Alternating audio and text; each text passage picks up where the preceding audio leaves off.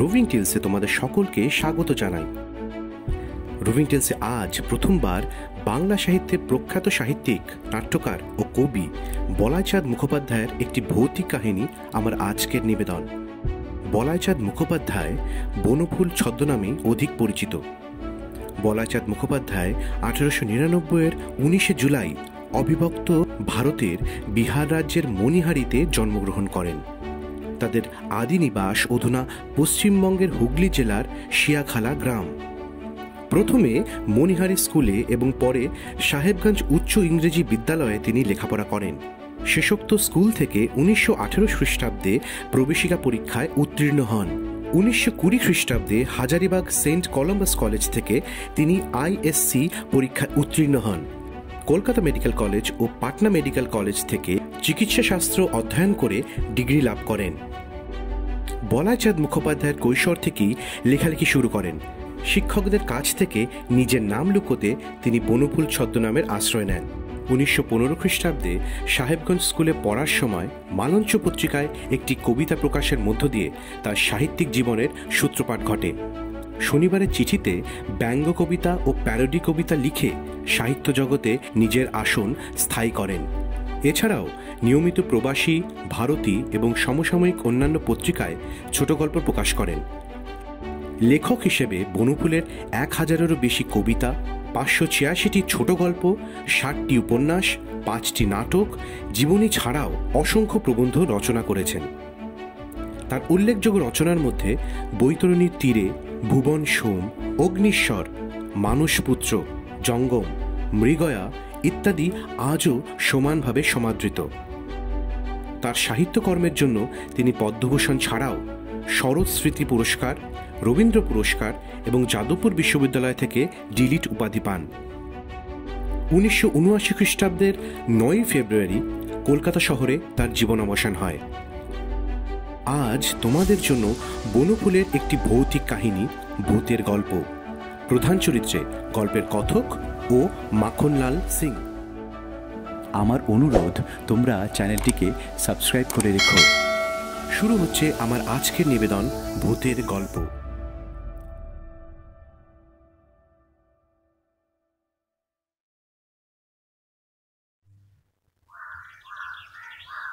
হঠাৎ মাখন সিং এসে হাজির হলো অনেক দিন পর। শিকারী মাখন সিং, কাঁধে বন্দুক, হাতে একজোড়া মরা পিন্টেল। পিন্টেল অতি সুস্বাদু বুনো হাঁস। মাখন অনেক বুনো হাঁস খাইয়েছে আমাকে, প্রায় হাঁস মেরে আনত। হরিণের মাংস, বুনো শুয়োরের মাংস, সজারুর মাংস, ফ্র্যাবিকানের মাংস ওর দৌলাতেই খেয়েছি।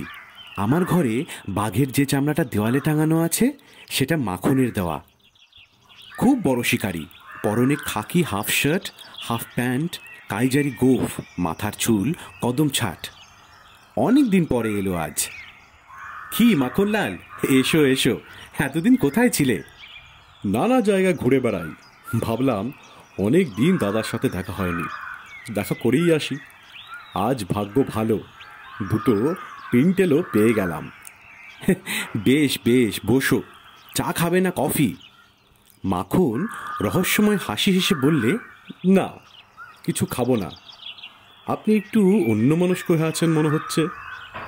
হ্যাঁ, মনে মনে কল্পনার দরবারে ধন্না দিয়েছি একটা ভৌতিক গল্পের প্লটের জন্য। আমার একটা অদ্ভুত ভূতের গল্প জানা আছে, শুনবেন? বেশ, বলো। মাখন সিং বলতে লাগলো। গৌড়ের কাছে একটা জঙ্গলে শিকার করতে গিয়েছিলাম। একজন খবর দিয়েছিল সেখানে ভোরের দিকে বড় বড় কালো তিতির পাওয়া যায়, খুব ভোরে বেরোয় তারা। আমি ঠিক করলাম রাতে গিয়ে বনের ধারেই শুয়ে থাকব। আমার ছোট একটা বিলিতি খাটিয়া আছে, সর্বত্র নিয়ে যাওয়া যায় প্যাক করে। তার মাপের মশারিও আছে আমার একটা। ঠিক করলাম জঙ্গলের ধারেই মশারি খাটিয়ে শুয়ে থাকবো রাত্রে। খাওয়া দাওয়া করে চলে গেলাম রাত 10টার পর। সন্ধ্যা থেকেই আমার চাকর শকুল বিছানা করে মশারি টাঙিয়ে অপেক্ষা করছিল আমার জন্য। আমি গিয়ে তাকে ছুটি দিলাম, সে বাসায় চলে গেল। আমি লোডেড বন্দুকটি নিয়ে শুয়ে পড়লাম।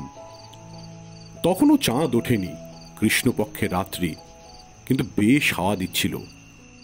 একটু পরেই আমি ঘুমিয়ে পড়লাম।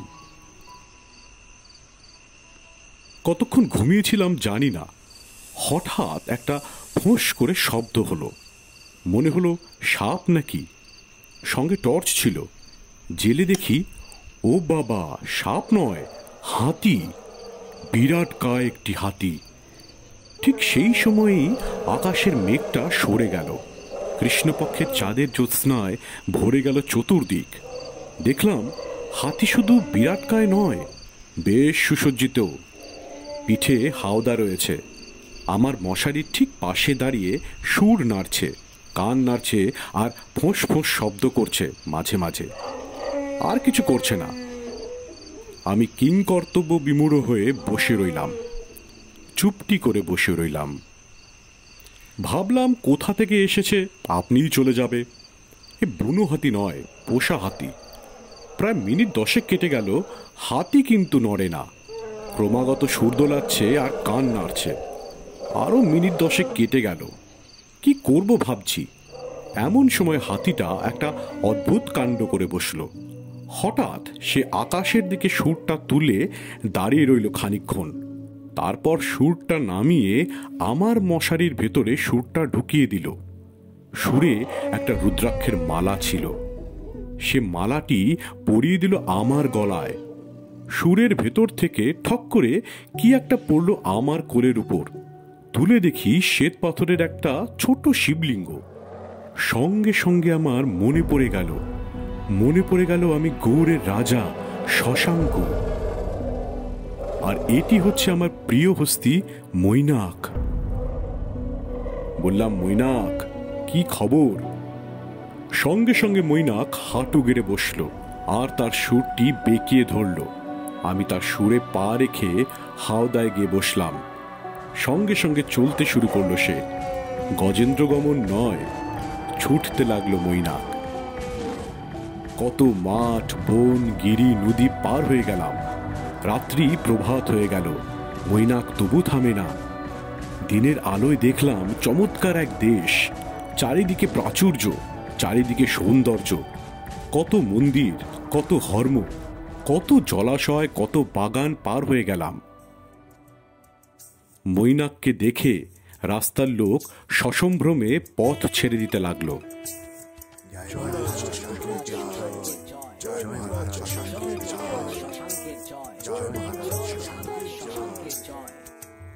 জয়ধ্বনিতে প্রকম্পিত হতে লাগলো চারিদিক। মৈনাক কিন্তু এক নিমিষের জন্য থামেনি, সে ছুটে চললে। সমস্ত দিন ধরে সে ছুটল। তারপর সূর্য যখন অস্ত গেল, অন্ধকার রাত্রি নামল, তখন বিরাট এক জঙ্গলের মধ্যে ঢুকে পড়ল মৈনাক। সুর দিয়ে বড় বড় গাছের ডাল ভেঙে পথ পরিষ্কার করতে করতে এগিয়ে চলল জঙ্গলের ভিতর। কিছু দূর গিয়ে দেখতে পেলাম একটি পরিষ্কার জায়গায় চিতা জ্বলছে, আর চিতার পাশে দাঁড়িয়ে আছে রাজ্যশ্রী। আমি রাজ্যশ্রীকে ভালোবাসতাম, কিন্তু তার ভাই রাজ্যবর্ধন ও হর্ষবর্ধনের সঙ্গে আমার ঝগড়া ছিল, তাই তাকে পাইনি। বললাম, রাজ্যশ্রী, এখানে কি করছো? আমি জ্বলন্ত চিতায় প্রাণ বিসর্জন করব, তুমি আমাকে বাধা দিও না। নিশ্চয়ই দেব। সঙ্গে সঙ্গে আমি মৈনাকের পিঠ থেকে লাফিয়ে পড়লাম। হঠাৎ একটা বর্ষা এসে বিঁধল আমার বুকে। দেখি রাজ্যবর্ধনের প্রেত দাঁড়িয়ে আছে, তার মুখ ভ্রুকুটিল, চোখে আগুন।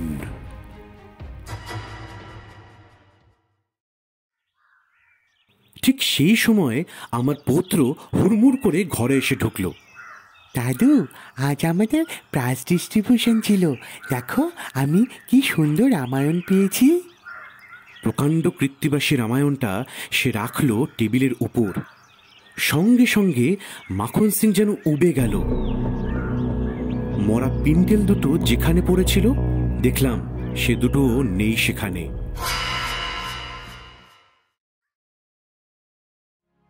পরদিন খবর পেলাম শিকার করতে গিয়ে মাখনলালের মৃত্যু হয়েছে। একটা বনের ভিতর তার মৃতদেহটা পড়েছিল।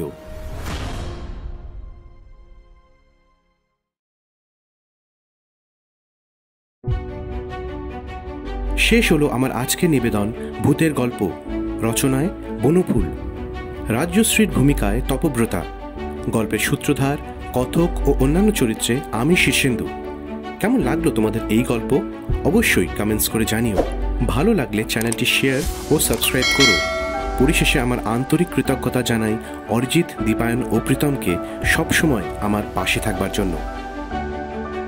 থাম্বনেল ডিজাইন করেছে সৌভাগ্য, ওকেও আমার আন্তরিক কৃতজ্ঞতা। খুব শিগগিরই আবার একটা গল্প নিয়ে হাজির হব তোমাদের কাছে। ভালো থেকো সকলে।